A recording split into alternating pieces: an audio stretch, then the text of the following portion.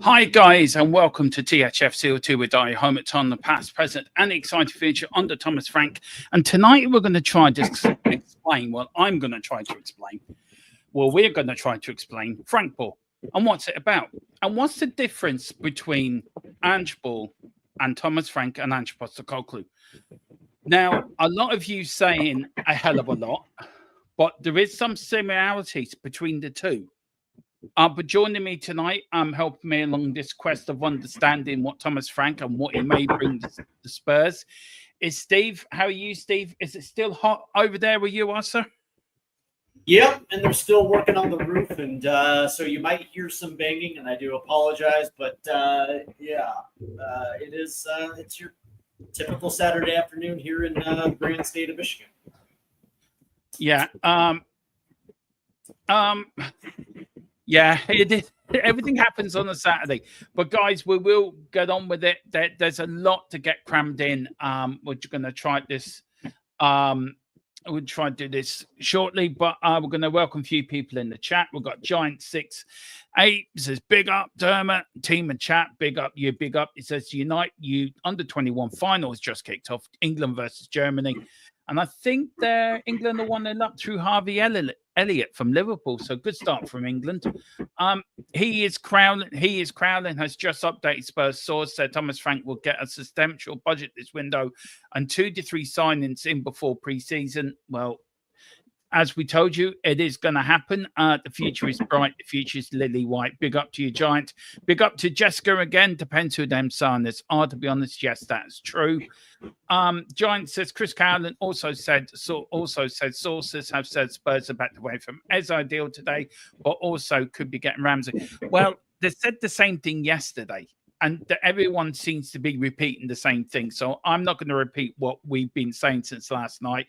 We just wait and see what happens. Big up to what's the point? What was there any point in getting rid of Ange? Well, 22 reasons. 22 reasons of getting rid of Ange. I think, Steve, wouldn't you agree? I know you won us a trophy, but there was 22 reasons. No, it was the the deliberate kicking off the Premier League season that led to the 22 wins while focusing on the Europa League. And yes, I mean the trophy is fantastic, man. But the reality is your bread and butter is in the Premier League. It's where you find your stability, whether it's European play or whatever the case may be. And when you take away the positions in the table that actually get you the substantial rewards. There's going to be hell to pay. If you mess with Daddy's bottom line, Dermot, there's going to be hell to pay. Yeah, that is so true. What's the point, Dermot? What's evening, Dermot? Big up to you and evening, Steve, as well. If Levy lets Ange stay, he would have saved about 60 million otherwise who could buy another baby. As much as we're all grateful for Ange winning this trophy, you cannot ignore 22 league defeats. You just cannot do it. Big up Spurs diehards.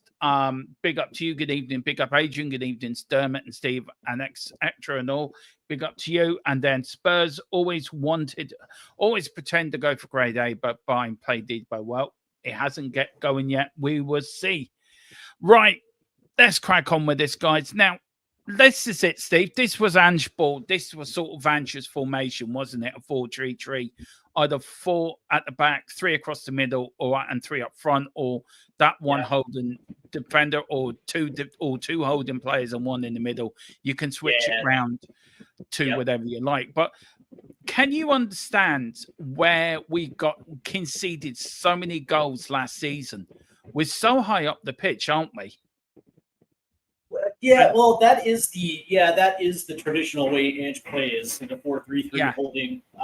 Essentially, Ange never typically uses a double pivot. He did in a different context and towards the latter end of the season. But the reality is he'll play three. He'll play 3 high, 2 wingers hugging the touchline with essentially 2 10s playing through the center of the park. The biggest problem is that way is when you play that high, you leave yourself exposed, not only on the back line, but also through the middle of the park as well, too. And if you don't necessarily have those two-way midfielders that can also attack, but also know how to drop back into space. And we saw what happened. Liverpool showed the entire world just exactly how to play against an Ange Postecoglou high attacking. Yeah. So, and also Tottenham were the lowest team in the Premier League to use kickouts from the back, from the goalkeeper, Vicario. He always tried to pass it out the back, which always led to errors. But under Thomas Frank, that might change a bit, because under a Thomas Frank system, say he plays 5 at the back, right? A 5-3, a 5-2-1-2, right? Formation with wing backs. It gives Vicario more option, doesn't it? Because if you look at it, the right centre back with the wing back and the defensive middle becomes a triangle, and so does on the left side, and it gives him more angles, doesn't it, to pass out. But Brentford were one of the biggest teams for kicking the ball long last season, so there's another option for Vicario. Does a Thomas Frank system suit us better than an Ange system? I think, does it suit our players better? And I think it does, if you look at it that way, because you could quite easily go into zones, which is Thomas Frank's sort of how he likes to set up teams, to go into little triangles, and it does spread teams open, doesn't it? And it gives us other options to go into them spaces. Yeah, absolutely. Well, the first thing that you're going to notice are the addition of 2 wing backs flanking up both sides. They're going to be two-way players. So as they drop back, they're going to have a back 5. But the interesting thing is it gives you flexibility to use a double pivot if you want to play one with potentially 2-6 or an 8 and a 6. But here's the crazy thing, right? So 2 up top doesn't necessarily mean you're going to see 2 strikers, right? One of them can be that false 9 hybrid 10. And if you want to roll with 2 10s, you can. You're more than welcome to do that. Yeah, that's the interesting thing, right? Playing in a system like this gives you flexibility depending on your opponent. So if you want to be a little bit more defensive, a little bit more counterattacking, you have the ability, essentially to play 2 6s low on top of your back 5. So essentially, you're essentially putting 7 behind the ball, if not 8. But that being said, as you attack, or if you want to be more of an attacking unit, you can literally roll with 2 10s and 8 and a 6, or you can just have 2 strikers, 2 10s and 6, things like that, right? So I mean, that's the to me that's the beauty of Frank ball, right? There's flexibility in playing a 3-5-2. Mainly the options are I mean, shit, the sky's the limit, man. Yeah, that's what I like about it, because there's so much flexibility with it. Yeah, I mean, Jessica's here. You can see him using the 3-4-3 with Donnelly being used in left midfield. I can see that quite easily, and you can see that a 3-4-3. But it's all about giving Vicario options from the back. Now, last season, I know guys you can't see it, but last season when Vicario kicked it out here, you had 2 players pressing the fullback and the centre back, and same on the right side. This year, under plays this system, it gives him multiple angles to get the ball out if he wants to play it out, but also he can play it long, which the teams are stretching, which I think they did it against Manchester United. in 2022, where they played it out, they played in little triangles, and they were stretching the front three of Manchester United, and leaving gaps in behind to let their runners go into that gaps, to let them break on a counter-attack. So Brentford have been very difficult to play against. You look at the 2-2 draw we had at Ange's first game, and since we played them in the Premier League, we haven't had really much success against them, have we? They've been a difficult team to play against and rarely organised. And I'm looking forward to see how Thomas Frank does set up the first game. But this is just one formation, isn't there? There's quite a few he uses, isn't there? Yeah, for when sure. it comes to it. For sure, yeah, and you know, I think I was reading somewhere with Thomas Frank is that the two main formations that he will play are a 3-5-2 or a 4-3-3, depending on the opponent. And when you look at the, don't get me wrong, I think last year he used 6 different formations, but those two were the main formations that he used for a majority of the season. And as you're seeing right here. On slide 3, and this is in the buildup, and as you can see, and it looks like above the striker as they're working that ball up the pitch. As you can see, the ball movement that's going from your left hand side to your right hand side, and of course your third center back right there has got his hands up, and then you can also see the wing back that's playing up the pitch a little bit right here. And it just gives you an idea of the space that Thomas Frank tries to create with the 3 in the back system. And then, of course, you have your midfield too right there. I don't know, man. Like, a part of me is actually quite excited because I actually think we have the roster that does necessarily have the flexibility in order to do exactly what he's trying to accomplish. Yeah, and I think it also gives us flexibility to I think be a bit more defensively sound. Though I'm not saying we weren't. If you look in Europe last season under Ange, the last 3 games in the run to the final, we kept clean sheets all the way from home. Frankfurt, Bodo, and Manchester United in the final. So we could do it, but I think under Thomas Frank, as it says, they're having 4 central midfielders, 2 holding, the 2 attacking, creates more options in the centre and less space between the players, which is very true. I mean, this one here, this is another option of Brentford against Arsenal last year, and as you can see, they've got a lot of space on that one side. Correct. And as you can see. Just the way that the ball movement was played, it inadvertently overloaded Arsenal to one side of the field. And you're absolutely right. Look at the bottom. Look at the bottom screen. As that ball is working back to the left hand side, you see the space that's available to attack down the left hand side. But notice the midfield 3, because it looks like up top. Up top, it looks like they're playing a 2 striker system with a 2-10 system, and then you have 2 different wing backs, and then there's the 6. So attacking essentially it's a 2-4-1-3 attacking, and depending on the switch, you're always going to have one side of the field that's going to be open for attack. Yeah, that is true. We've got, just see here, we've got what's the point saying, keep in mind that Frank doesn't have Memembo or Waza anymore, as both get 40 goals between the last 2 seasons. That's so true. That is a very good point. We might end up with a demo. We'll see. No, I think I think we'd be lucky to. I think the date's been set for his medical. I don't think them and Manchester United, Brentford are too far away from agreeing the deal. And he's set his heart on. He's already said to people that he wants to go to Manchester United. I don't think if he doesn't go to United, I think he stays at Brentford. I don't think he moves. I don't know about Waza, where he's going or if he will move. That's something we'll have to see what happens as the summer window continues.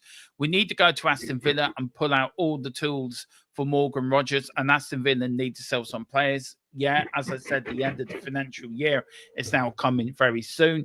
Big up to Giants. Spurs will definitely need more accurate firepower up front. I think defensively under Frank, these players we already have will be better. Yeah, I think so too. I think defensively we're going to be very sound this year.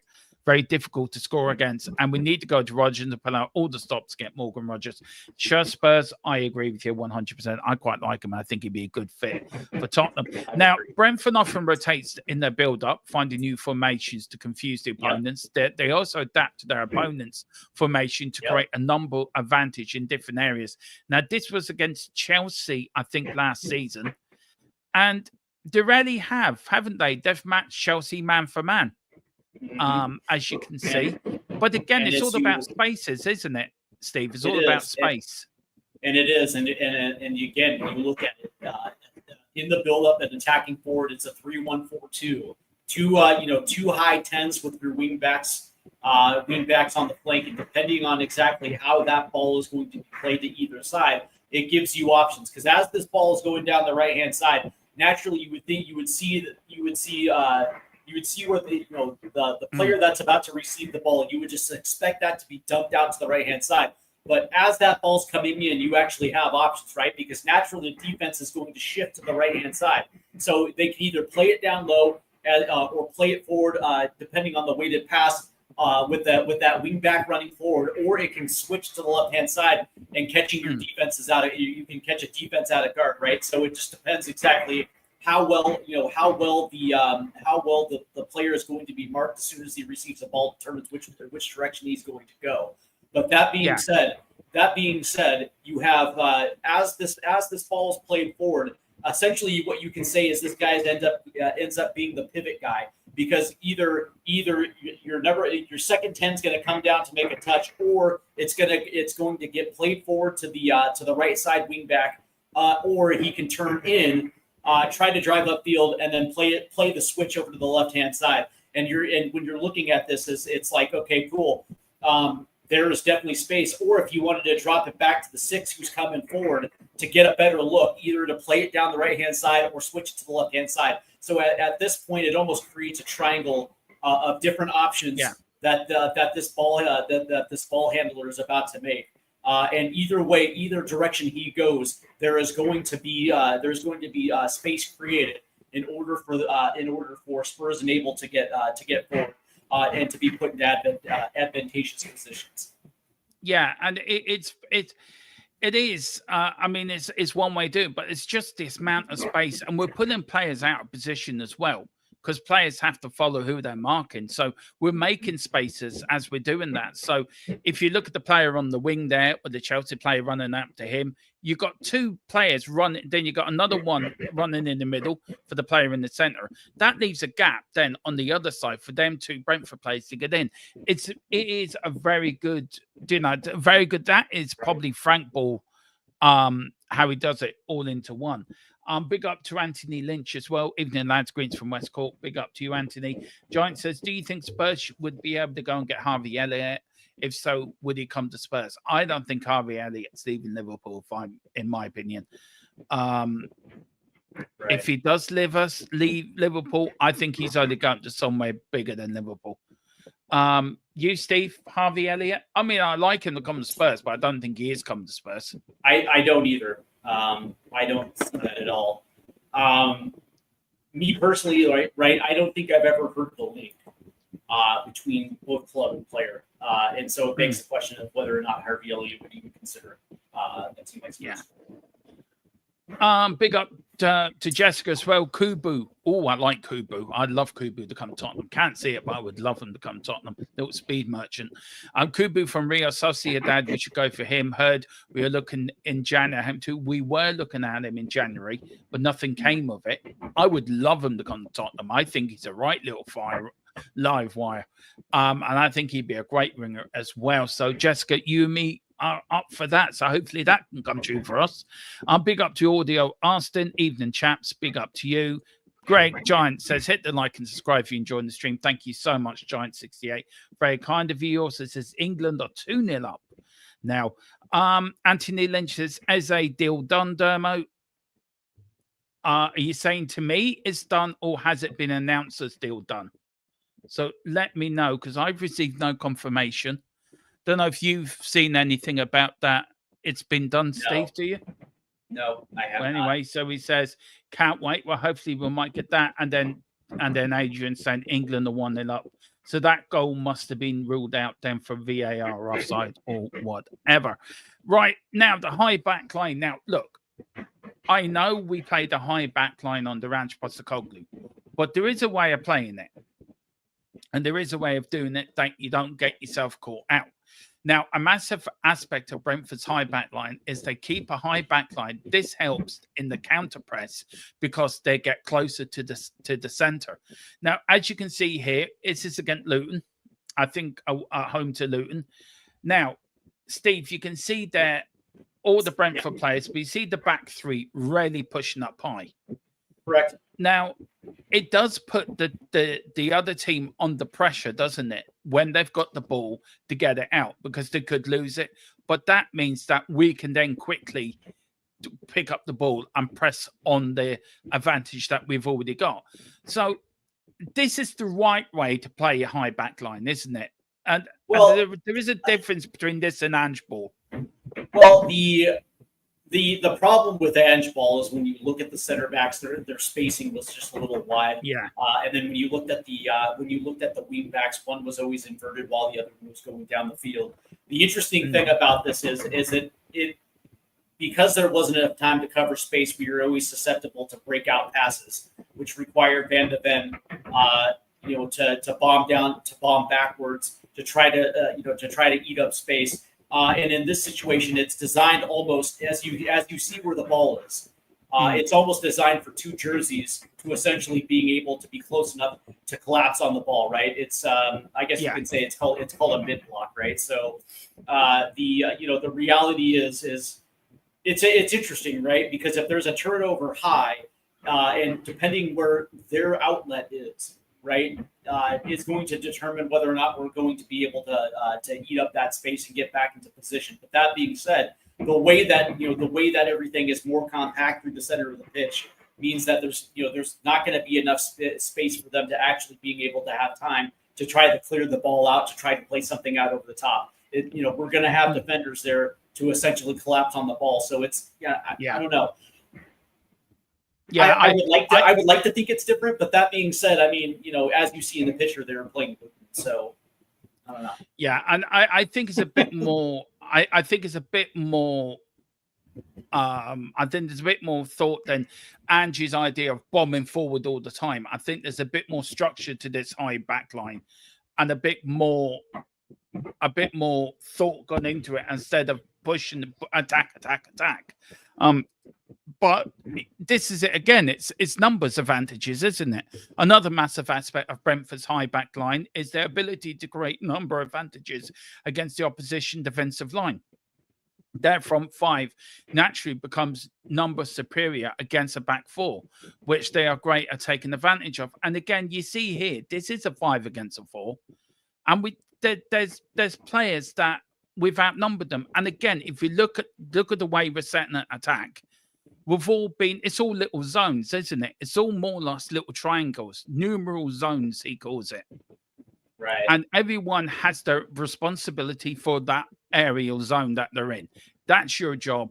You look after it. And we see here, Steve, that if this was Ange, now we did try 5 at the back versus Everton. We lost 3-0. But I think this is more of a structured 5, isn't it? It's more of a structured way of defending. So if you look at here, it's a bit more.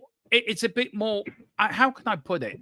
It's more like Ange ball, but made for adults, if you know what I mean. As much as we're a bit more excited by Ange ball, this is one with a bit more structure to it and a little bit more thought put into it. But it does prove it can work if it's done in the right way. We've got here when defending teams are positioned on side, the weak side fullback becomes vulnerable to the long switch play due to the 1 versus 2 against Brentford's wide players and attacking midfielders. Again here, Steve, look, if you look at where the ball's going to onto the right-hand side, do you see that player in the middle? He's got two options, hasn't he? He can either go left or right, but it's still creating space, isn't it? For the other player to run into. Right, and the interesting thing about this is, right, so again, it's the ability to switch. As you can see, the overload is going down on the left-hand side, and you can see where the defenders are moving to. And so the switch obviously allows defenders, right? You're spacing defenders, and so now it gives you the option to have that striker attack. Attack the right channel, right? So it can be either be played in by a cross, or it can be played in through a weighted through ball, depending on which direction that striker moves in. But again, that's exactly what the system is aligned to do, which is essentially spread defenses and get them moving side to side, depending on exactly where you want the ball to play, and in space. Again, because that's what it does, is it creates space. And as you can see, there's the three in the back with the two holding, and then you have wing back high up, and then you have the bottom wing back on the bottom, and then that's the correct play right over the top. Switching to the right-hand side, deep down the right-hand side, and what it ends up doing is, as you can see, it's going to pull away the top center back right there, because he's going to have to try to close down space, which is going to allow that wing back to either ping one in, depending on the run. It looks like it's going to go to the near post right there, and essentially what that does is then all of a sudden you're going to have this false nine make a run into the box as well too. On top of that left wing back is going to flank down all the way down. So you're going to have two different options in the box, one centrally, one at the back post. And so it's essentially what this does is it's going to allow different running options into the box. And so me personally, I'm excited to see exactly how, especially like if we're going to use this diagram in a vacuum, right? So the question is like, so now I'm thinking about Pedro Porro down the right-hand side. And as we know, Pedro Porro can play a ball into the box, right? Yeah. So you're looking at Dominic Slanky not moving deep to make a touch. He's just going to play off a shoulder of a defender and make a run in, right? So the question is, is this going to allow Dominic Slanky freed up to I guess you can say, be a poacher? But that being said, it's also going to be James Madison playing in a little bit more centrally into the box. So if Slanky needs to hold up in the box, he can lay it off to James Madison to put one in, or Pedro Porro is going to have that option of Madison or say Destiny Udogie on the backside. Yeah, it does. Yeah. And I am very taken. Just a quick, let's go into chat just for a minute. Big up to you, Brenny. Big up, Brenny. Hope you're doing. You're a legend, man. It says, good evening, gents. Big up, Brenny. Hope you're doing well. Jantin just asking, Dermo. Look, as far as I'm saying, it's 95% done. We won't know till probably early next week. And I've been told next week's going to be busy, like a busy bee, which is all we want to hear. Giant said, no, 2-0 to England. Could easily be 4-0 against Germany. Wow. Under 21 World Cup final, England 2, Germany 0. Is it the World Cup or the under 21 European Championships? I'm not sure. Elliot Hutchinson with goals. Good evening, Dermo and Stephen Chat. Big up to Hogcott 10. Jessica says, Brentford have been great to watch. Yeah, they are. One thing about Brentford, they are good to watch, and they're not a boring team to watch, are they? Really? And I think Thomas Frank has done absolutely brilliant job at Brentford. He really has. Who's taken over now? Their set piece coach is now the Irish international, Anthony Keith, I think his name is, has taken over the job. So he really has big shoes to fill there. Do you think Brentford are going to struggle without Thomas Frank down next season? Because I think they will. I don't think so at all, right? Brentford's almost like Brighton, where they have a system that's going to has already been in place, right? From their owner to their director of football to their technical director to their head coach. Yeah.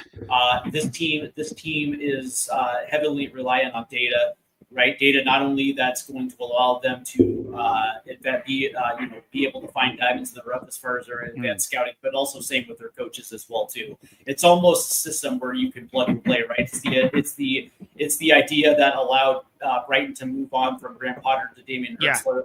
And it's the same thing that's going to be at Brighton. So they're going to identify the next coach that's going to step in and be able to continue to play Brighton style, dependent on the type of players that they're going to continue to bring in. So me personally, I don't necessarily think that Brentford's going to struggle or get relegated or anything like that. So no. Well, it's a new manager. He's never managed before in any league. So he's making his bow. So look, I understand what you're saying. I probably agree with you. They won't struggle, but they won't. I think they'd be around the bottom half of the table. I don't think they're the top half, top 10. But you don't know. I mean, the Premier League's a funny beast, doesn't it? Brighton is going to be that team. That's not Brighton, excuse me. Brentford's going to be that team that's going to be somewhere between 9th and 14th, somewhere in that area. I don't think they're going to be. I don't think they're going to be in that 15 to 17 range where you're potentially in a relegation scrap. Because I think that even if Mbemo leaves, and even I think Mbemo was he may have been their leading goal scorer with 20 last year. He was, but they still have Wissa. And they still have a lot of talented players there that were the main core of that team. So again, it's going to be that same situation where even if Mbemo leaves, they're going to identify a new young player that's going to be able to step in and develop. That's that is the model in which Brentford uses. Again, it's they're not going to light the world on fire as far as transfers goes, but they're going to identify the next. Or if they already have the next in, and it's just going to be plug and play, and they're going to continue to play the same style of football because that's the way Brentford plays. So it's like I just don't see them. I don't see them taking a massive drop off and getting into a relegation scrap. But would you be surprised if they finished 12th? No. It's about right for Brentford. Yeah, I wouldn't be surprised, to be fair. But I just think they're going to struggle without Thomas Frank. I really do. And a few players that have sold this summer. I think losing Nogard to Arsenal, I think that's going to be a big loss for them in the midfield. And I think the player that's going to Manchester United, they're going to lose him. They lose Wazza as well, which I think Tottenham could go after him and bring him to Tottenham. I think he would follow Thomas Frank. I think Keith Andrews, that's his name. That's the new manager, Keith Andrews. I think that's his name. But I just think, I don't know. I know what you're saying. I do get what you're saying, but I think Brighton's a bit of a different kettle of fish. I think Brentford really have punched above their weight for a lot of it. I think that they've done well since coming into the Premier League, but Thomas Frank was a no-no manager when he took over, got them promotion and stabilised them. I think they should have been better going after a Graham Potter or somebody like that. That's Premier League experience. I think Graham is still with West Ham, correct? Yeah, he is. But I'm just saying, I know he's at West Ham. But the point I'm getting at, I think going with a new manager that doesn't know anything. What happens if Brentford are fighting for relegation in the first 6 months? Do you stick with that manager or do you pay him out? He signed a 3-year deal. Do you pay him off and then bring another manager in? And is the horse bolted from the stables? I get what you're saying. I don't think they will, but I think if you look on the flip side, I look at him, and of course Keith Andrews, who is he's very much ingrained with the Irish program. Mm-hmm. Was an assistant with the MK Dons. He was the assistant manager with the Ireland U20 and then he was assistant manager with the senior team. Was at Sheffield United in 2023. And then he's been the technical coach at Brentford for at least one full season. So he understands what Brentford's all about, and I probably would say that he was brought in to potentially be that next to begin with anyway. So I just look at this as something that Brentford, that's the thing. It's like Brentford is playing, is essentially playing 3D chess, understanding one moves ahead. It's understanding that, eventually Thomas Frank is probably going to be taking off, and so you bring in that next to come in, be ingrained in the system, understand exactly how they're going to play, understanding the players. So he's already been there for a year, so he probably has relationships with the players. And I would probably think that, again, it's plug and play. So It's all about the team they put behind him, isn't it? It's all about the members of staff. Do they give him, look, because Frank's took his team with him. It's all about getting the best staff around him. Is he going to have a staff that's going to be experienced to see him through the hard times? But look, I know I would like to think so because, when you look at Brentford's owner, the director of football, their technical director, all of those guys have been in place for 8 years already. Right, so there's no fluidity within their front office, right? So there's a lot of stability there at Brentford. So I would just assume that they're going to continue to do what they've done since Thomas Frank has been around Brentford, which is 8 years himself. So I think it's good. I will look. It's more on the podcast. We'll talk more about the Brentford and the new manager and where it does leave them. Big Bad Ron, any news on transfer yet? Have we signed any more puppies?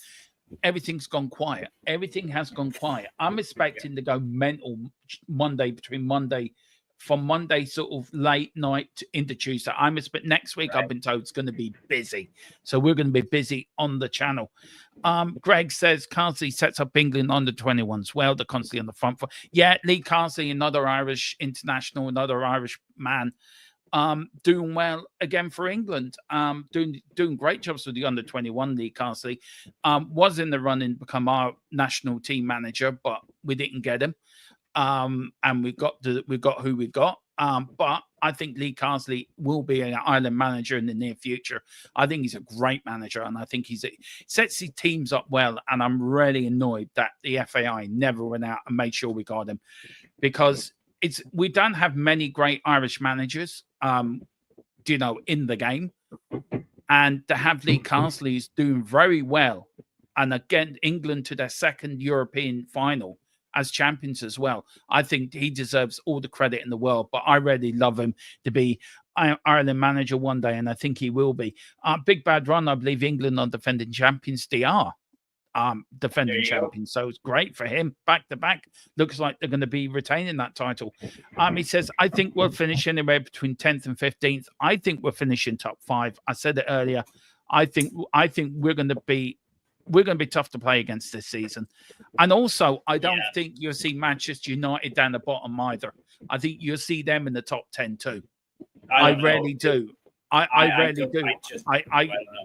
I don't know. I just think the Premier League's such a funny beast that last year, did anyone expect Nottingham Forest to be up in the Champions League? Nobody called that at all. Right. I think Nottingham Forest is going to continue to be in that top 6. Nottingham Forest, it's weird because I think under Nuno that whole program has taken a different spin. But here's the thing with the Big Bad Ron. In his 2 statements where he says we'll finish here anywhere between 10th and 15th. And then, of course, the plan is for Levy to stick with Frank for this season until Poch is available. The reality is, here's the interesting thing about this, right?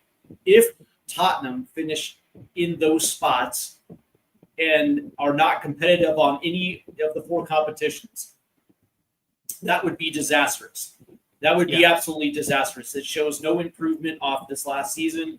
And essentially lets everybody know just exactly where this team is at that point in time. And it would mean that Thomas Frank was not good enough to come in and elevate the level of the youth that are here. And would that put them in a position where they would chase Poch in the summer of 2026 after the World Cup?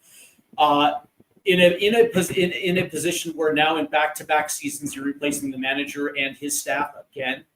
You know what I mean? Like on top of being in a position where let's say they're finishing 15th, right? And so now you have to do it again. It essentially means that you're in utter disarray. You know what I mean? Your club is in utter disarray. And that's the weird thing. It's like, I don't know if Poch is available to come in and fix it in one season. Me personally, I don't think Thomas Frank is here for one season. I think that let's say that he finishes 10th. Well, the reality is that you're going to have to at least to give him another season, if not another season after that, right? Like, we have to stop the carousel. We have to stop the carousel of firing managers after a potential low season. That's all I'm saying. Yeah.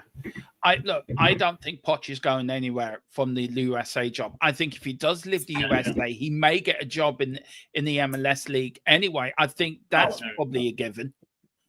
No. Like, I so Poch is not leaving the U.S. before the World Cup. That's just no, I know that. I mean, after the World Cup. I mean, if he is to move on, he may want to stay in America. He may like it there. He's close to Argentina. I doubt it. I would assume that he comes back to come back to Europe. There's probably going to be suitors for him. But that being said, yes, he does want to return to Tottenham at some point, right? But that being said, he also said that he also doesn't want to continue to bail out Tottenham as well too. So one of the things and that's, to me, that's telling, right? To me, that is very telling that he doesn't necessarily want to be a savior. He actually Poch actually wants Tottenham to be stable. He wants to, like, if he has to come in, he wants to be in a stable atmosphere. Yeah, I'd be honest with you. I don't want Poch back at Spurs. I think he's had his time. I would. I think if you're bringing Poch back, then you're going back. Then you're admitting you made a mistake all them years ago by getting rid of him in the first place. And I think they've already done that, though, Jerome. I think Spurs already admitted it, right? Because Mourinho didn't last. Mourinho lasted what, 18 months? Conte didn't last. Nuno didn't last. Ange didn't last. I think just by the fact that we've had a coaching carousel, I think in that is announcing to the world that you made a mistake by letting Poch go. Yeah, and also Ange Postecoglou was our longest-serving manager since Pochettino. He lasted 2 full seasons. No manager between Poch and Ange. Nobody lasted more than 2 full seasons. So, look, I'm grateful for what Poch brought us on the road. He brought us on, but I very much he's done. Thank you for what you did. I don't think going back. I think going back may spoil it, but that's just my opinion. I wish him all the very best. Do you know what I like about him? It's the accountability, right? So Poch demands excellence all the time, especially in training. He actually has a training sessions that are legendary for being tough. The reality is he expects every single player to put out his best. And if he doesn't feel that even a senior player that is just not going to work out, he has no problem moving on from that player. So just imagine if Poch were to come in and say, "Sorry, James Madison, you're just not good enough. We're dropping you." And I would rather play a guy like Jamie Donnelly because it just makes more sense. Because I know for a fact I'm going to get his very best. Right? To me, that's what I like about Poch is the accountability. And his no nonsense on handling players, because it's not personal, it's business. There is a demand, and if you do not meet them, you will not play. And I think that's what shaped Tottenham under Poch, was the fact that he was not scared at all to go to youth. Yeah, I agree. Look, I get what you're saying. I just don't think. Look, I'm not a big fan of going back to managers coming back to a club when you sacked him for a reason. I understand. Look, he may leave. Yeah, I mean, also, I think if the Argentinian job came up after the World Cup, he may want, if that come up, he would be an Argentinian himself, Argentinian captain of the 98. He played in the 94, the 98 World Cup for Argentina. I think he would jump at that. But I think he may find international football suits him more. And I think I look forward to see what he does in the World Cup next year. He's in the quarterfinals of the Gold Cup with the US this year. I think he's sort of he's flattered to deceive since he left Tottenham. I think he went to PSG, where anyone can win anything at PSG. You and me, Steve, could go there as a double act, right? And we can win the league and the cups at PSG. I mean, there's really no other teams capable of playing PSG. So, and he didn't even get that in his first season. He got that in his second season. I think as much as Poch years were brilliant, we should have won a trophy under him. We should have won the league. We should have won the Champions League final. I just think his time is done. Look, if he comes back, I'll support him. He'll be our manager, and I'll give him 100%. But I don't like the idea of him coming back. I think we're under a new era with Thomas Frank, and we have to look forward. And I agree. I look forward, and let's see what the next chapter brings. You know, in hindsight, I was sad. I'm still sad Ange's gone. I am. look, as much as Ange should go for 22 defeats, there's a part of me just wish he was still here. I think maybe that's just being romantic, or maybe me because I believe in Yeah, what sure. you do, but Sure. I don't know. See, here's the thing: as I'm happy with Thomas Frank because we finally have a manager that actually that is actually matching the ambition of what exactly Spurs are trying to do, which is build around youth. So from that standpoint, I'm glad that he's here. But what I will say is that I agree with you that this was a hire for stability, and that means that you can't just bail after one season, especially for it. Exactly. Like if we finish 8th, it's not ideal. But that being said, it's like you have to be able to give him a second season to improve on it, and if he does, then you have to give him a third. The reality is, and again, we can't just keep on, chopping and changing. We have to stick behind one project. That's exactly right. I hate using the word project. I hate using the word project. We have to stick behind one manager, and if we don't do that, and I think the one failure for Munich and Levy is apart from Pochettino and apart from Harry Redknapp, every other manager's lasted just under 18 months at Tottenham. Mm-hmm. And there's been no stability. Anytime we got stability, we were something to grow. We become successful. Yeah. We did that under Harry Redknapp, and we did that under Pochettino. I think we were getting that under Ange, but I think what Thomas Frank, and I'm so sort of surprised he said it, but in another way, I think it was a lovely thing to say and the right thing to say. That he says, I'm standing on the success from Ange Postecoglou. And I think that's him nodding to the past. Right, you built the foundations and put the floors in. I'm now going to build the house. And that's my job. And we always said, didn't we? It'd be the man after Ange that will get success from this squad. And I think Thomas Frank is the man to take us to the next level. After that, then I think if Frank does go and he stays for 3 years and we want to go to another level, then we have to seriously look at who we bring in. But I think I want Frank to be here for the next 5, 6, 7 years. I would like him to be here. I would like him definitely to be here for the next 3 to 5. What I will say though is that it's interesting because last year there were a lot of fans that were screaming for Harry Redknapp to come back to finish out the season last year. Yeah. So, that being said, like if there's trusted names from the past and things are not going right, it's always interesting to see those names coming back up. But I digress from that. Yeah. I just thought that was kind of funny though. Yeah, no, I enjoyed that. And thanks for whoever put that question in. It was actually a good talking point, actually. So big up to you, sir. I forget who put that in. Who put that in? Was that it was a Big Bad Ron. Big up Big Bad Ron. Thanks for that. Now, attacking the half space. We've seen it a lot last year about Brennan Johnson being in the right place at the right time.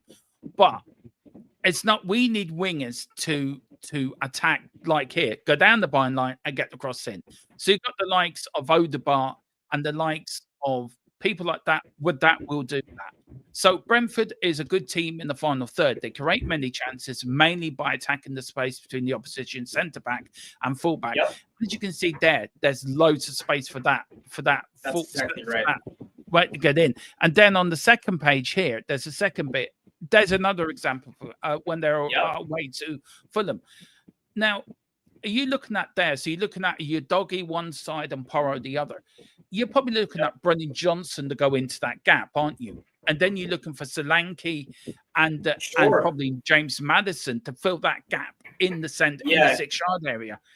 Right, and you can see it right. You can see it right here. So this would essentially what this would end up being is here's your wing back, and then especially on the last page, and when you're talking half space, as you saw Brian Mbemba move into that box that's closer to the end line right there, and there's nobody within 10 feet around him, right, which allows him to receive the ball from a weighted pass forward. And what that does is you turn, and then it's going to allow that player, whether that be Brendan Johnson, whoever the case may be, that's going to be able to look and see Solanke, and you're going to see your back post option arrive. That's exactly moving forward. You're essentially playing with 6 moving forward. And what this ends up doing is it allows a runner to move forward, because now, as you can see, and I believe this is against Fulham right here. As you can see, this center back that center back is supposed to be in that box. It's supposed to be behind the player, but he gets caught, which allows a runner to move forward, and it allows that wing back to play one forward into a space that it's either going to be a little him allowed to dribble forward and put a shot on net, or B, being able to hit that striker that's going to either going to come in front of the keeper, or he's going to go behind the keeper. But there's going to be enough space that as soon as this runner makes this runner receive the ball, he can play it forward into a spot where only a striker is going to be able to receive that ball and put it on net. And if you're playing two up front and then you got three in, as you can see there, you got one Brentford player going into the gap. You got another one that's pulling off the back of that centre back. So you got that Fulham player trying to cover him. And that leaves the gap then for the player behind that Fulham player to go in at the far post. So that's Brendan Johnson, isn't it? He goes into that far post. And so even there, it's so different from Ange ball, isn't it? But it's more constructive and it's more organized, isn't it? It's more about teams. Yeah, it's a little bit more compact. But what I will say is that it's a build up with intention, where a lot of times in Ange ball, when we actually were playing Ange ball, it essentially it's designed to do two things. It's actually designed to get the ball in the box in dangerous areas, where sometimes with Ange ball, we weren't necessarily doing that. No. We were either playing the ball back because a box down the touchline was blocked up, so we had to play it back, or we were desperately trying to work it central to try to get something into the box that way. And again, this was the downfall of a guy like Brendan Johnson, who rarely put one into the box. But that being said, when this is all this forward movement right here is designed to utilize free space to catch defenders out, so you can actually put yourself in a position where you can actually attack the box instead of react to what defenses are trying to do. And also, if you see, I think if you look back at last season, and many times when we were attacking down the wing, we went back because there was no players going forward. How many times did we watch alongs, or I did watch alongs either with you or with James or with Kev or by myself? And I've said time again, stop passing back, get into the gap. There was one game against, where was it? I think it was against Liverpool or Newcastle. And I remember Papa Sarr had the ball. He had Brennan Johnson that side, and he had Basuma that side. Now, Basuma was marked, but Brendan Johnson was such an acres of space. But Brendan Johnson didn't want the ball. What did he do? We go back. And I think this is an example of what we will be seeing next season. And I think with Porro, with his crossing ability and his ability, and also Udogie as well, I think we're going to have two of the best win backs in the Premier League. I really do. The interesting thing is, especially when Kulusevski's ready to hit the ground, and getting back into it. Imagine Kulusevski in his base being on the end of one of those weighted passes in free space, because Kulusevski's got a dangerous foot as well too, whether shooting or playing the ball across the box into more open space. So it's going to be interesting to see this attack and how it plays out, because I think it's going to be. I think three players are going to be the beneficiaries of a lot of goal totals next season. Yeah, no, I tell you, just give us 2 minutes. Sorry, Steve. Bloody hell. Just trying to build up something on the other monitor just to remind me of something I was going to say about this, and I can't find it now. Anyway, doesn't matter. Move on now. We'll get to chat in a minute, guys. Many plays in the box. The attacking midfielders and wing-backs always look to make runs into the box. When the ball is in the final third, often getting 4 or 5 plays into these areas to create overloads. Now, as you can see here, guys, we've got the Brentford players all red circles around them, and this is Brentford on the attack. Now, as you can see on the left-hand side, we've got the player Brentford just behind the two Liverpool players there, and you've got the player behind. But look how many players are in the box. How many times last season did we have that many players in the box? We didn't, and it was always especially in the second half. We had very little. And by the way, you're absolutely right. There were plenty of times where, as the ball was being played back and it's on the foot of Van de Ven or Romero, and they're just waiting for somebody to make a forward run, and it just never materialized.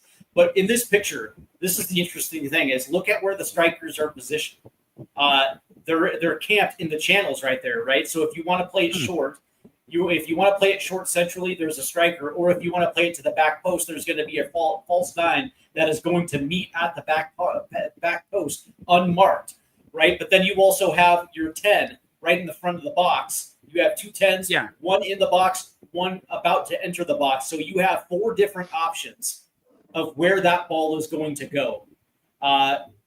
That's exactly what this team missed last year, right? It's just taking chances, putting a ball in, and actually making something happen, right? And that's the thing where I think Solanke and his height are going to play dividends, especially if you want to go central. But that being said, imagine Matisse Tell on the back post making that run into the channel if you want to go in that direction. Having a dude like that unmarked. So different options. No, different options. You're spot on. Different options there. Right, let's carry on. We'll get to chat in a minute, guys. Now, this is Brentford scored many of their goals from crosses to the rim back at the back post, which I've already said about Brennan Johnson having a knack to be there at the right time. The opposition fullbacks will often be preoccupied with the Brentford attacking midfielder, which leaves massive spaces at the back post for the wing back to attack. Now, how many times did we see Brentford successfully do this week in, week out, week in? Against many teams. Look, again, we're overloading the penalty box. The defender said, who we're going to mark? You mark him. There's always a man left over. So again, this is something we didn't get on the range. And again, and look at where the defense is. Look at where the defense is aligned. They're pursuing the ball. So as the ball goes in, you have 1v1 with 2 strikers right at the 6 yard, right at the edge of the 6 yard, and then you have that wing back floating in, and you can see that the wing back is making a run to the back post right there, and his defender is walking. Walking. Right, because he's assuming that the ball is going to go into one of 2 strikers and completely ignoring that there's a run to the back post right there. And what's going to end up happening is it's going to draw off a center back to the back post, right? Because naturally, this defender that's playing a little bit more centrally is going to notice this back run. And so what's going to end up happening is this striker, this false 9, is going to be left wide open because this defender decided to walk. This defender right here is actually running towards the ball. So he's actually going to be 5 to 10 feet away. And so it's going to either allow the back post runner to be open unmarked, or it's going to allow this false 9 to be open, essentially centrally. Essentially, And again, I think there's another picture here. Now, Thomas Frank also positions many Brentford players outside the box, ready for second balls and cutbacks. Now, we did see a bit of that under Ange Postecoglou the last 2 seasons. But again, as you see here, look how much space that player's got in the circle. Look how much space. He's got acres of space. But if you look on the outside there, Steve, you've got 2 players running on one Crystal Palace defender or midfielder. So he's outrun already. He's outnumbered. You look in the box, you've got 2 players around that Brentford player, so they're out of the question. You got the one there that he's drawing that defender out. So it's leaving him with a gap to take a shot into the left side of the corner of the goal. So look at this right here, because he's all alone, not a defender around him as he's coming into the box. And what ends up happening every single time is that ball goes to that open man, it's going to suck defenders forward. And that leaves Brian Mbeumo at the back, open at the back post. So if he wants to make a quick pass to Mbeumo and to get on his right foot, he's got an open net. Yeah, he can step in and make a shot himself if he wants to do that. Exactly. And this is another example of it here, Steve. This was actually against us on the opening day, Ange's first Premier League game. Now, guys, I can't remember if Brentford scored from this. I have a funny feeling they did. I think it was inside the post. But again, look at it there. You've got the defender trying to try to tackle the Brentford player. He gets it into there. It's a massive gap there just to take his time, take the ball, get it under control, and get a shot in. Or dummy it, just let it roll under and let the player that's coming behind him to have a crack. So I think if you look at it that way, again, it's just another example at the other end of the pitch. But it proves again how flexible Thomas Frank's systems and how flexible it is. And again, it's all about players being in their zonal area, being in their own square, which is, I mean, Thomas Frank says, taking risks. If you don't, is taking the risk anyway. So you're going to have to take a risk. And I think this is very much, is more controlled and more, it's Ange ball, but Ange ball with rules, if you know what I mean. It isn't a case of attack. I would say that all of this is predicated on quick ball movement, right? So it's not just receive ball and wait for defender to come to come to crash. It's continuously moving the ball. And and in that last slide, again, there's options, right? So you can either take a shot, but what's going to end up happening is that ball comes in, they're going to try to collapse on the ball, which essentially again leaves Mbemo open at the back post. It does, and I think he's going to be so dangerous at Manchester United next season. I think he's a steal. He's a steal. I don't think Ruben Amorim is going to last. Sorry. I think we will, but football's a funny old game. We don't know what's going to happen. Now, corners. Yeah. Now, our Achilles heel last season, how many times did we scream and shout, Steve, doing watch-alongs, for fuck's sake, defend properly? How many times did Vicario come out, not defend his area well? Defenders didn't mark their man. How many times? You look at Ipswich. Ipswich, I think it was a free kick, and it was around the back post. Nobody marking him, scored. So Brentford score many goals from corners. They have many different routines, always changing that time over time to prevent being too predictable. Now, I've fully seen this. What this graphic is showing, I think Arsenal did it against. I think it was against us, but I also saw it in the Champions League as well, where they all stand off, and I remember saying, "What the fuck are they doing?" Like, and then suddenly they run in. It's a very effective way how to defend corners. Right. It really is. And the reality and the reasoning is because you want to get your defenders moving. You don't want your defenders stationary, because if your defenders are stationary, they can just head the ball out, right? Yeah. And so you're going to have three moving to the front post right here, and you're going to have that one dude that's going to be camped at the back post, but also this dude that's standing outside the 18-yard box. And look how much space he has until he gets to the 6-yard box right here. He has acres of space. So if you wanted to play it more centrally, you have that option to get a guy on the head right there. If you want to play it short, you can play it short, or you can go back post. But the idea is you want to draw defenders away from the ball. Yeah, and again, Arsenal used that quite successfully under Arteta last year. And I look, don't like Arsenal with Spurs fans, but you have to when tactics are done properly or goals are scored and the routine works, you have to pay credit to that. You have to say, this is how we do it. Under Ange Postecoglou, we were too predictable. We were too predictable. And this is about everyone knew what to do. And at the bottom bit there that gets me, always changing over time to prevent becoming too predictable, which is spot on.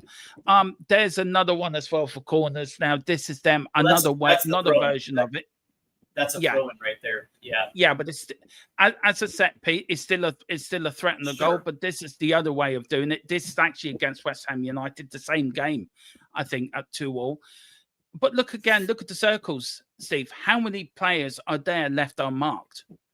And how many players there are dragging defenders out of their position? Yeah, well, see, that's the interesting thing, right? But you also look at the space. You also look at where. Yeah, come on, Gerard. Let's be real. Yeah, but you look I've got them. Don't worry.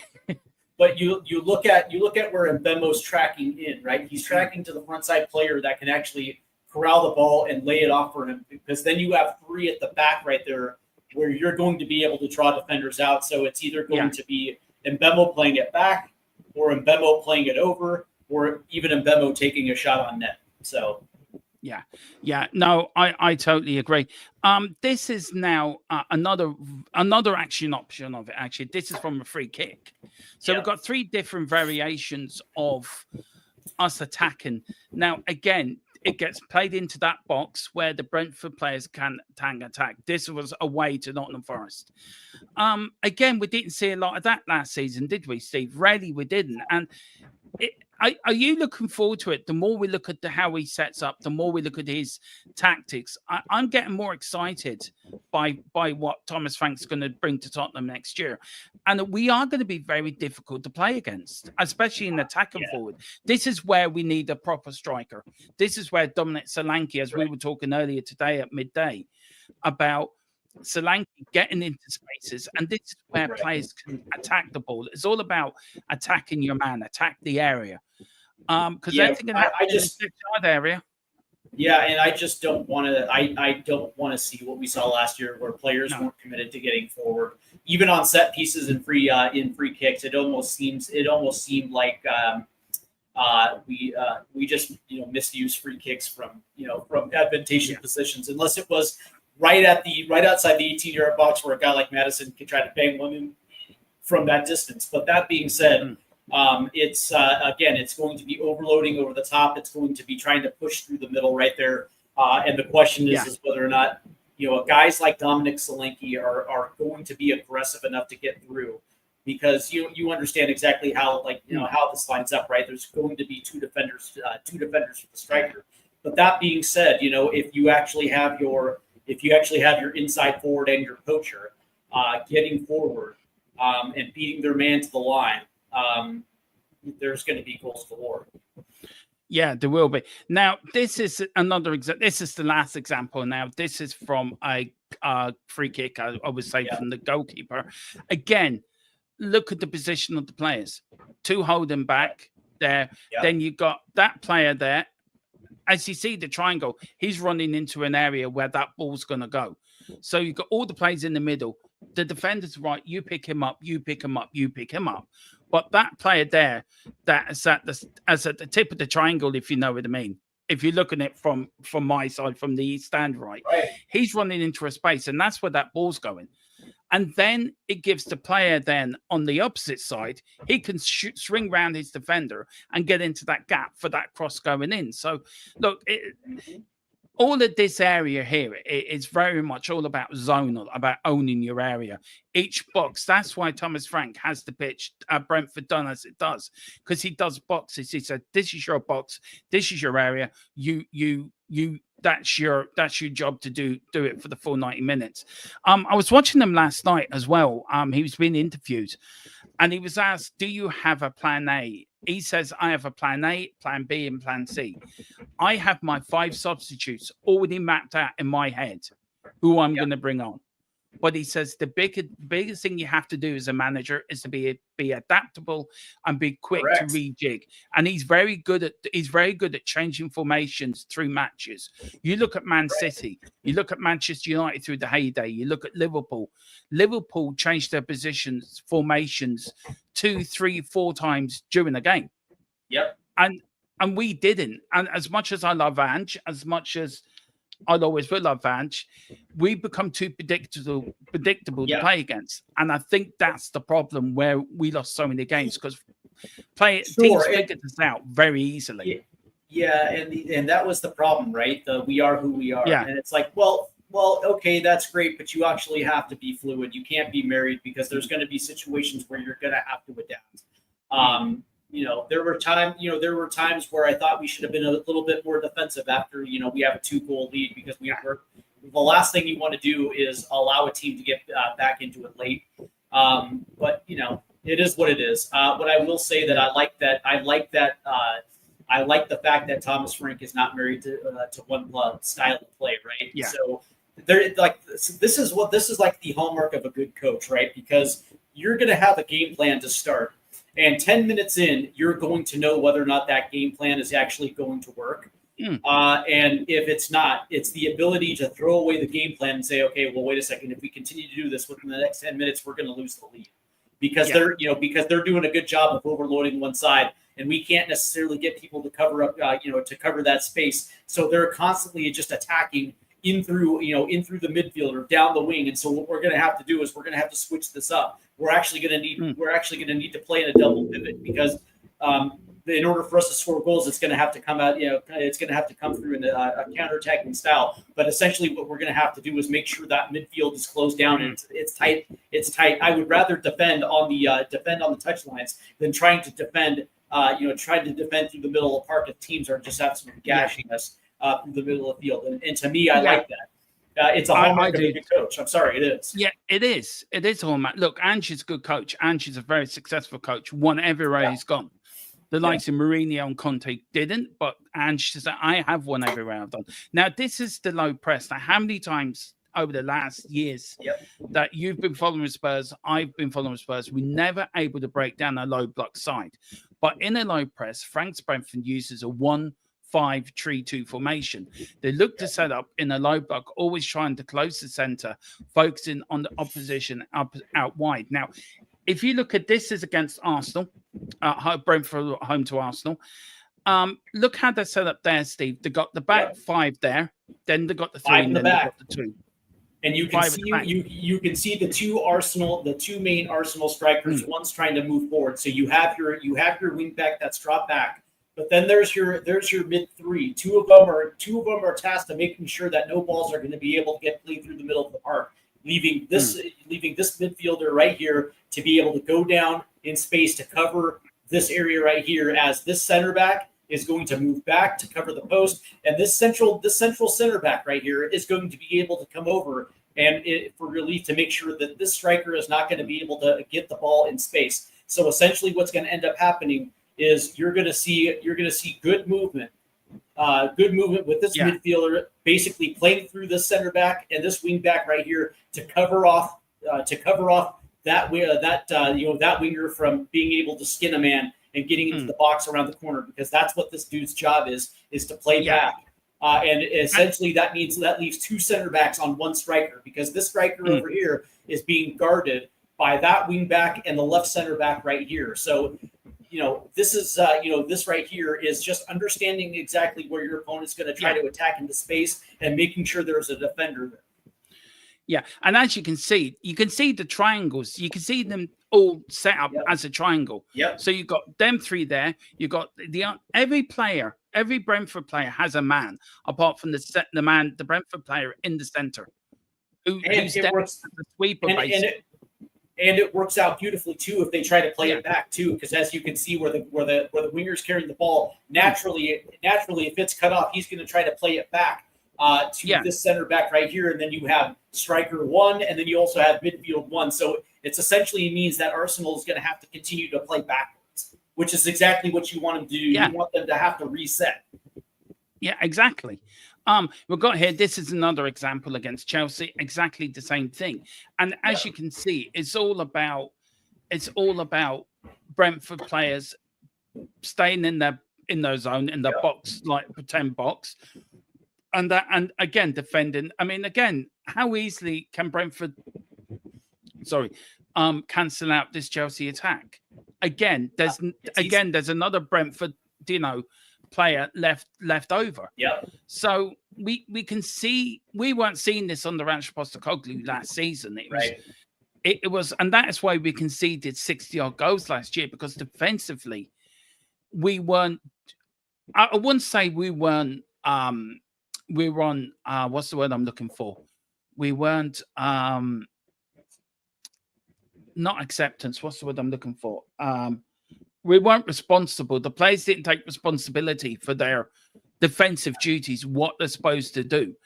Well, especially on the right-hand side. Especially on the right-hand side. Yeah. How many times did we see Pedro Porro being left on an island? Especially with Romero out, so there was no backside cover.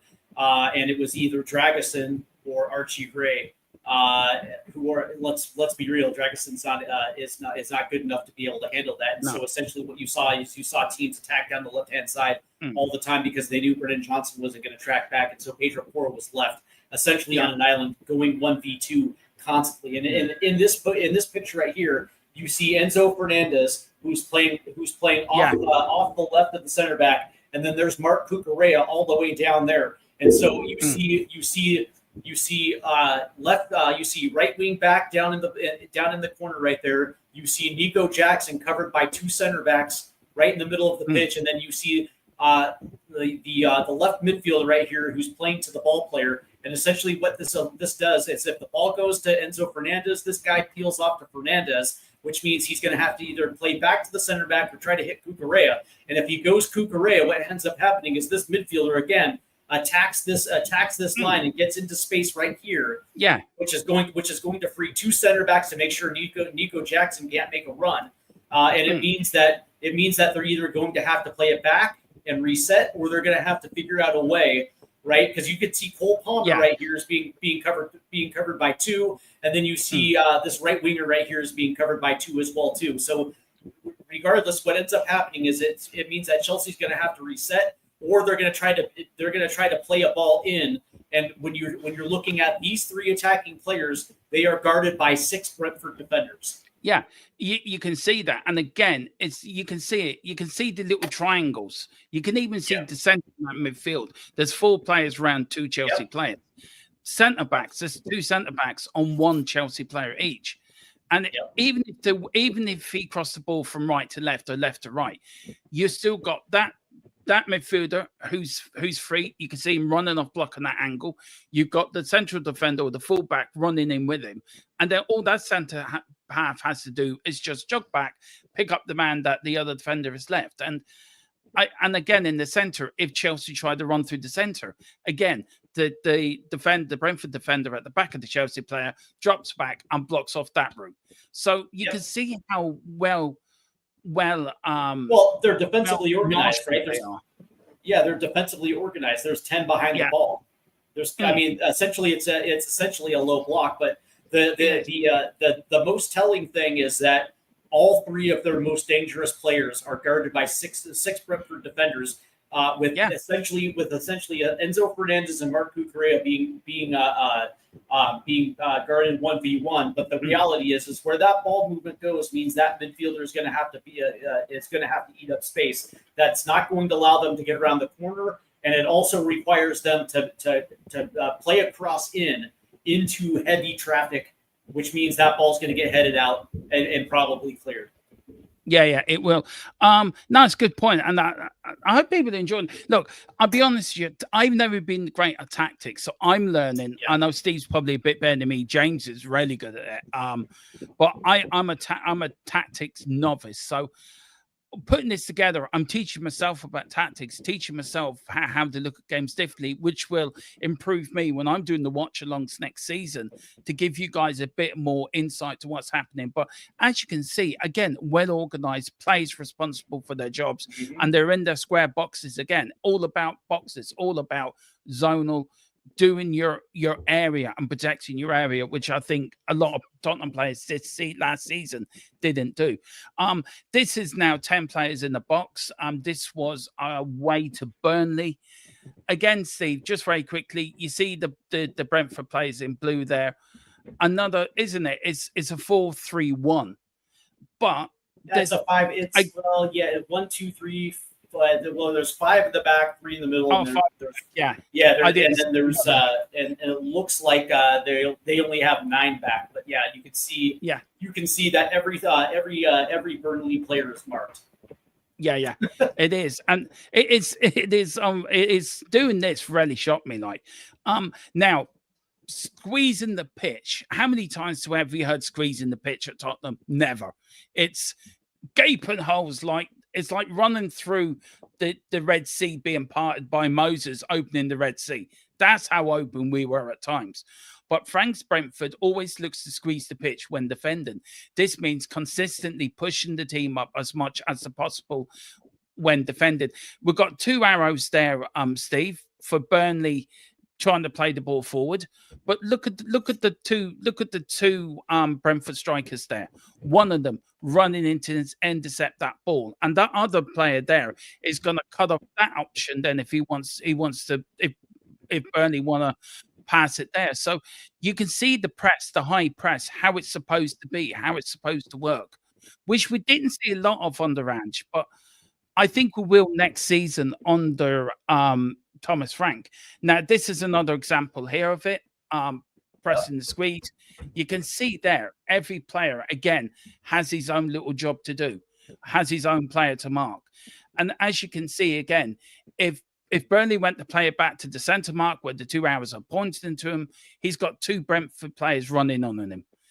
If he tries to play it forward, again, he's got another Brentford behind the Burnley player. So again, it's about being organised, isn't it, Steve? It's about organisation and keeping it right, and everyone accepting their roles. Accountability. Everyone has to be accounted for when it comes to either defending the goal, or defend it to quickly set up a counter attack. This is, I think, the last. Let's do more here. This is the high press, Steve. So look, if you look at here, this is against Arsenal, Steve. Look how many options that the players and directions to go. It really is remarkable, because there's not a lot of space to play out of the back. Is essentially what this is, right? Yeah. So as you can see, you're going to have a high striker press the ball carrier right there, and of course they're going to close the gap. And the only plays that he has is either back to the goalkeeper or out wide right, and then you can see that player closing them down right then and there, which means either they're going to have to try something forward or they're going to have to play it back. But depending on where that striker that pressed the ball originally pressed the ball, it's going to be interesting to see whether or not they're going to be able to play back, right? And of course, if you're trapped if you're trapped on the touchline, they're 1v1. All it's going to do is draw more defenders in. So and it's very effective, isn't it? It may not look effective, but this is very effective. I think this is the last one. I think I also think we have better speed than Brentford. Yeah, we do, and this is another example as well of it, how it works. So there's plenty of evidence that I think we're going to be more difficult to play against. Now, this is the system. This is the last slide, and this just proves this is now Brentford on the attack, and it really shows how more effective we're going to be on the attack. It is a 1-3-5-1, whatever that formation is, a 1-3-2, whatever.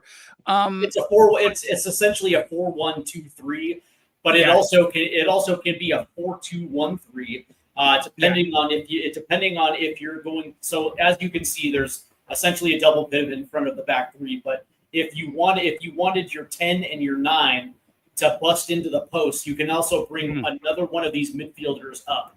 And it's essentially what it ends up creating is it ends up creating essentially a 5-2-3 as you're moving into the box.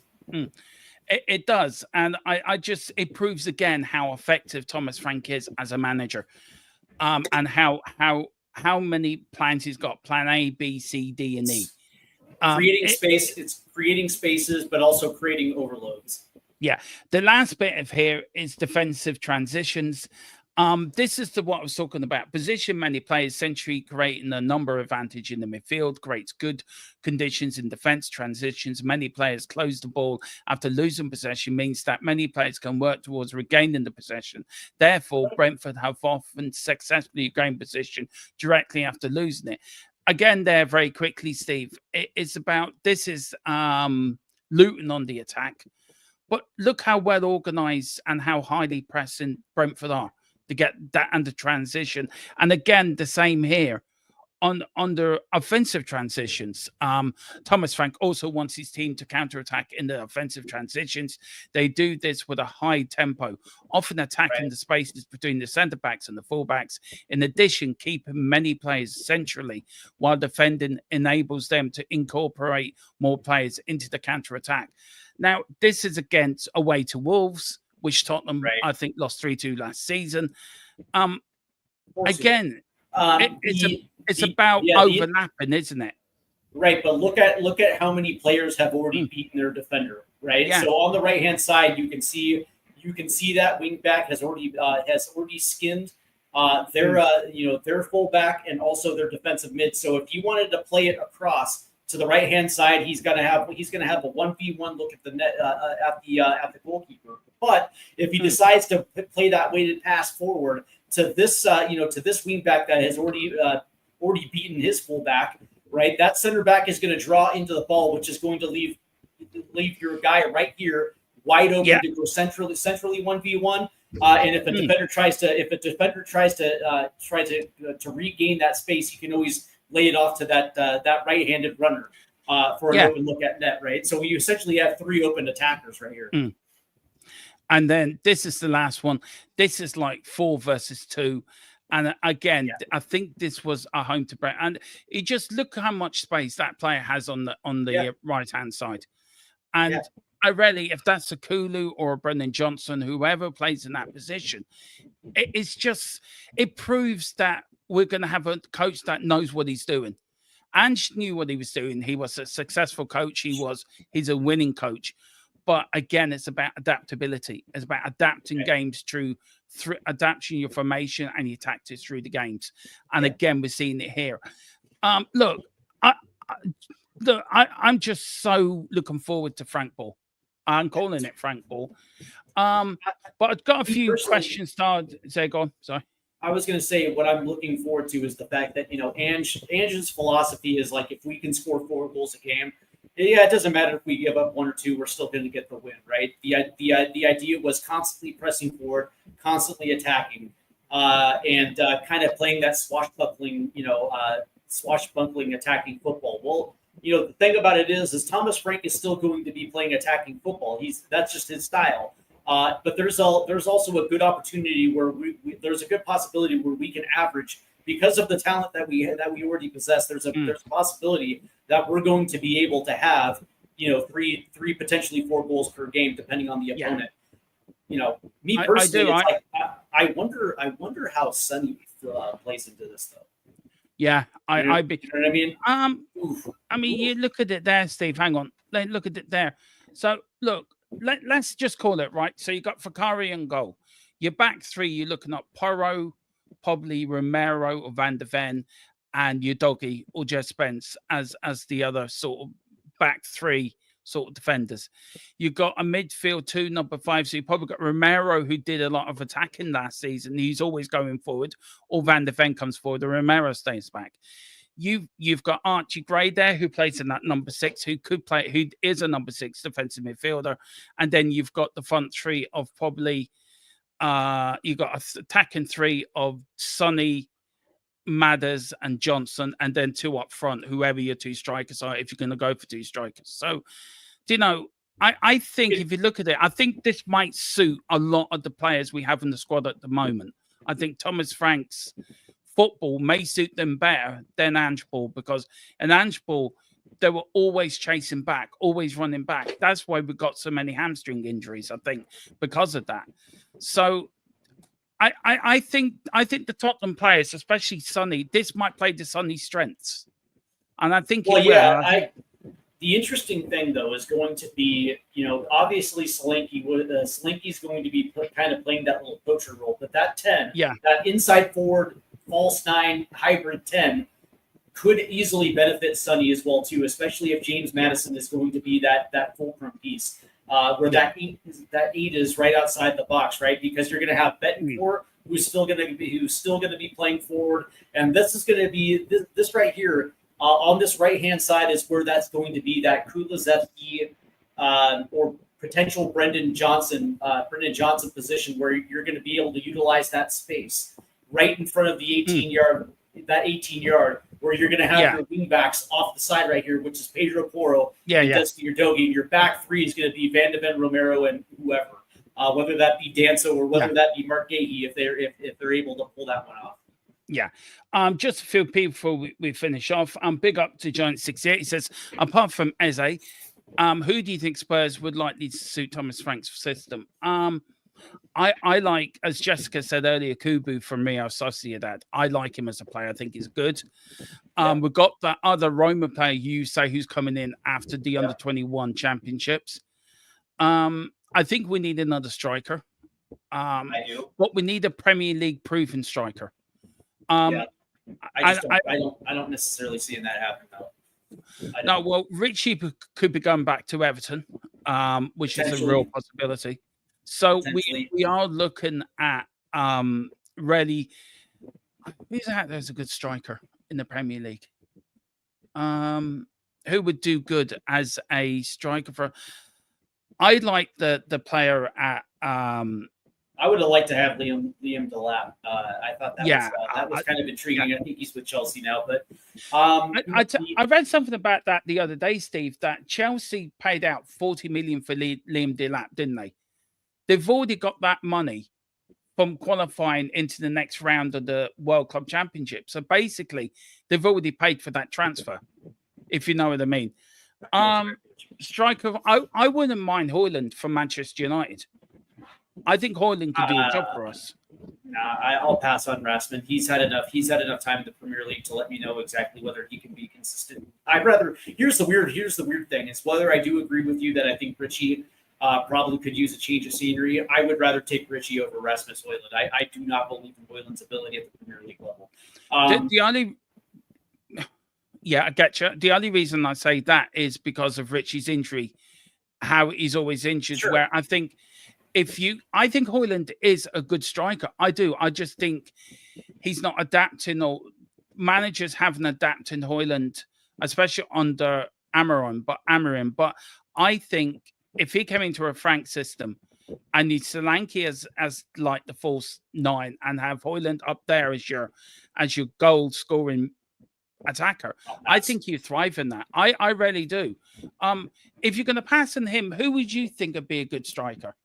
The interesting thing is Jessica right there in the chat says Vlahovic from Juve, 20 mil. I wouldn't be opposed to Vlahovic, but again, I'm not a fan of his. Watching Juve, I think that he's an Italian merchant. I think he does well at that level. The interesting thing though is just right off the top of my head, I guess you can say secondary strikers playing behind already proven strikers at the Premier League level, those young strikers that are ready for that ability. That's what I'm trying to think of at the stage right now. But I do agree that striker has to be considered. But for me, I wouldn't mind having Mark Gahey from Crystal Palace through the door. Yeah. Especially if they're playing three in the back, having Romero, Gahey, and Van de Ven, three very good ball playing defenders that actually can move forward as well too. Very pacey center backs. Me personally, I think that would be the best center back three in the league. Yeah. Personally, I think for what I've been told, he is heading to Liverpool. If he doesn't head to Liverpool, he will stay out the rest of his contract at Palace, and they're going to free. That's what I hear too. But that being said, being aggressive and flashing money can potentially change things. Yeah. But if you can't get that. If you can't get that, I would literally do whatever you can to get Eze through the door, because I think that's going to pay dividends. Because I think we have enough. I think we have enough to play that false nine, hybrid 10 position next to Slinky, whether that be Tell, whether that be Johnson, whether that be Sonny. Me personally, I think we have enough to cover that position. It's going to be, the intriguing thing of having a guy like Eberici Easy play that Brian and Bemo role. You know what I mean? Yeah. I just think I think that would just be unbelievably crazy. I think also Vlahovic as well. He wants to stay in Italy, and I think he might end up at AC Milan. I think next season. I think that's what I'm hearing. But look again, another striker. Will he be able? Many strikers from Europe have come into the Premier League, and I've said it before, and I say it again. When we had Harry Kane, he did the job of two strikers. Yeah. He did the running deep bit, and he did the other bit. And it really shows how good Harry Kane was, that we now have to place him with 2 or 3 players. Now, Bayern Munich have brought a young lad in this summer as a striker to probably take over from Harry Kane. So does that signal to us that we get first refusal? Could Harry Kane then come back to Tottenham, which I think is not out of the possibilities for the start of next season, not this season, but the start of next season, I think. Correct me if I'm wrong. Tottenham does have the first right to match his release clause. Yeah, they do. They do. Yeah. I think a part of that deal is that Tottenham gets the first opportunity to trigger his release clause. So if they want to bring him back, they can easily bring him back. and his release clause is only like $50-some-odd million. So it's not it's not a number that would cripple us. And then you get him to finish the remainder of his career. So yeah, it's 68 this summer and 58 next January. So, and all, as you said, rightly said, it's nothing. It really is nothing now for Harry Kane. And now, you know, the interesting thing about Harry Kane is even though he's 32, 33, you could still potentially get 1, 2 maybe seasons before it's all, you know, at least one. You're going to get at least one Harry Kane type season before it's all over. Yeah. So. Big up to Chris Rush as well. Big up, lads. Hope you're well. He says, in the winnable games, you will play 4 at the back. Big games, we're set up with a back 3 win back. He's got the adaptability options to play with. Exactly. Big up for Big Bad Ron. We need at least 6 top quality players at the elite team. Are miles ahead of us. I do agree with you. But as I said before, next week, next week we're going to be very, very busy. A buzzy little bee looking for honey. Who was the guy that said? Who was the guy in the chat that said that Kulu was done? Who was that guy that said that Kulu was done? A 24-year-old Gerard. Who's not even in his prime yet. Okay, man. Yeah. Gerard says, Thermo, would you accept winning the Champions League and finish 17th? Maybe you would. Maybe you would sack the manager or so. Well, yeah. If we finish 17th, doesn't matter if he wins us a trophy. Ange finished 17th and won us a trophy. And got the sack. But if we finish 17th and we win the greatest trophy in European football, which is even greater than the Premier League trophy, if he wins that, he's not getting sacked, regardless of where. The only way he gets sacked is if we finish in the relegation spots. But that being said, a 15th to 17th position and you win the Champions League, This is not Europa League. This is Champions League. Yeah, the greatest prize in European football. No way does Thomas Frank get. No way does he get sacked. I don't. For me personally, I think you should sack him if you finish 17th. Look, winning a trophy is great, but people seem to forget the Premier League is your bread and butter. Sure. That's where you earn your money. That's where the money comes in. And I think we should not have finished 17th last season. If the teams below us were a bit more competent and a little bit more not so not so bad, I think we could have been dragged into a relegation fight. But we were so lucky. I think we were actually for a time there. I actually thought we were. I did too. For a time. I think we both said that, but because the bottom 3 teams were so bad, we got away with it. But as I said to you before, I don't see us being there, and I don't see Manchester United being there. Look, you said we said about Kulu. Respect to you, Gerard. Everyone's right to their opinion. I respect you for it, man. We may not agree, but look, not everyone is a Kulu fan. I want to know, it's fine. If you don't like Kulu, that's fine. But me personally, I think that Kulu has the best football IQ of our midfielders. And I also think that he's the only one that's actually playing for the badge. Personally. And he also says, Ange put all his eggs into the Europa League. I watched the documentary and he did. I think it was the right thing to do. What with Tommy Frank assault the League Cup win, no, I don't think so. No. I don't think so. Just to big up, we've got where we go? Oh yeah, hope you're right. Oh, Big Bad Ron says Kane is not coming back to Spurs to break Premier League record. He's set free from his prison now. Now he will come back to Spurs. He want to finish his career at Tottenham Hotspur. I think he wants to finish where he started, and I think for him that would be and break that Premier League record. He really wants that record. He really does. Yeah, I hope you're right, Dermo. And I think when Harry Kane left, he said, "This isn't goodbye." Exactly. He said this wasn't a goodbye. So, what he essentially did is leave the door open for a possible return.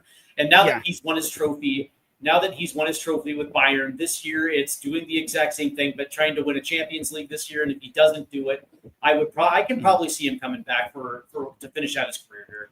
I can see it. I would take this from 7th in the cup. I'd take that Jessica all day long. Either a domestic or a super for season 1. That's why. Yeah. And that's why season 2 Frank Junks can be used in the conference. exactly. That's another competition.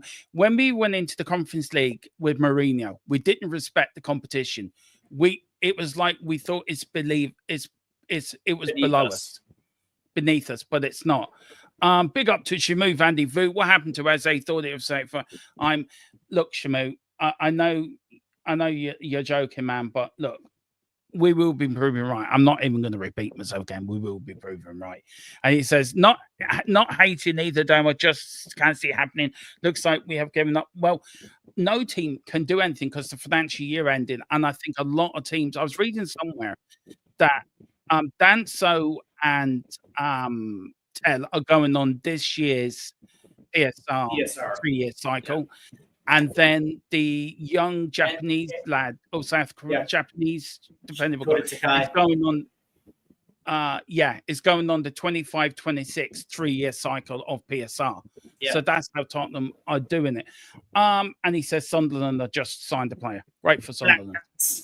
The interesting thing though, Jessica, is I kind of agree with you, right? So for me, it's all about consistency, and what does consistency look like? Yeah. It's continuing and getting European play, whether that's the Europa League. Me personally, I think that should be the benchmark at least. If you get Conference League, you get Conference League. But the reality is, like, European play has to be the goal, which means you actually have to prioritize the league. But that being said, the way that I look at the competitions are contingencies, right? Because one of them gives you Europa League, one of them gives you Conference League, but you also have that consistency in winning things, which is also important as well too. At the end of the year, I mean, again, why did we play this game? To win trophies, and it doesn't matter which trophy we win, as long as we win one. And one of the things that I like about it is the fact that with that Europa League win last year, it proved to me that this team is capable of winning things even under adversity, and I think that's huge. I think it showed. I think it reflected the tenacity and the heart of this core, that they're able to focus and achieve an objective even in the season that was absolutely just horrible. Yeah. Look, for me, I just think we're going to have a good season on the Thomas Frank. I don't think it can get any worse. But guys, that is it. That was how Frank set up Spurs. I hope you enjoyed it. As I said, I'm very novice at talking about tactics and talking about how teams set up. So I'm learning myself. There will be more tactics shown during the season where after the game, we're going to tactically go over the game and go over how we won, how we lost, or could we've done better. Steve, you've got a busy day tomorrow. You have a double header of matches. You've got the US national team and the Club World Club. Just quickly before we end up, what else you got coming up on your channel? That is absolutely it. Tomorrow at 12 o'clock Eastern, noon Eastern, 5 o'clock UK time, Club World Cup action featuring Inter Miami, who became the first MLS side to not only win a match in the Club World Cup, but also advance to the knockout rounds. Their reward for doing that is PSG. So they get Paris Saint-Germain, the Champions League winner. And so that is going to be kicking off in the Mercedes-Benz Stadium in Atlanta, Georgia. So there's that. And then, of course, as you mentioned, 7 o'clock Eastern, and I believe that's midnight UK time, the U.S. men's national team will kick off their quarterfinal against Costa Rica in the U.S.'s first test of the Gold Cup, right? So we're going to find out exactly what this U.S. team is going to be made of as they march their way to the semifinal and ultimately the final, and of course a World Cup championship in December of 2026. Never doubt the U.S. men's soccer. Let me tell you, we're primed and ready for that World Cup in 2026. So I'll just say that tomorrow is going to be absolutely fantastic. So make sure that you like and subscribe as we're on a race to 1,000 on Stateside Play. Yeah, definitely do get over there, guys. A lot of football. Steve's going to prove to you tomorrow, guys. We're not on tomorrow night. I'm having the night off, and then Monday we'll be back with Newsbeat with all the news, views, and everything to do with Spurs. Next Friday night is a start of a new podcast. Premier League Till We Die. And so me and Steve are going to do that. And I think we do that every Friday, I think at 10. Would 10 suit you next Friday, Steve? Is that suitable for you? Yeah, that's fine. So any new, and of course, any breaking news in between then and now, we will bring to you first and fastest here, guys. But thank you so much for watching. Steve, thanks for joining me, and I hope you enjoyed it. And there'll be more of these tactics shows on during the season. But whatever you do, come on, you Spurs. In Thomas Frank, we trust. Just Thomas Frank, we trust. Do you want to end off, Steve, with your Kulu? Absolutely, man. Kulu forever. In Kulu, we trust. Come on, you Spurs. Come on, you Spurs.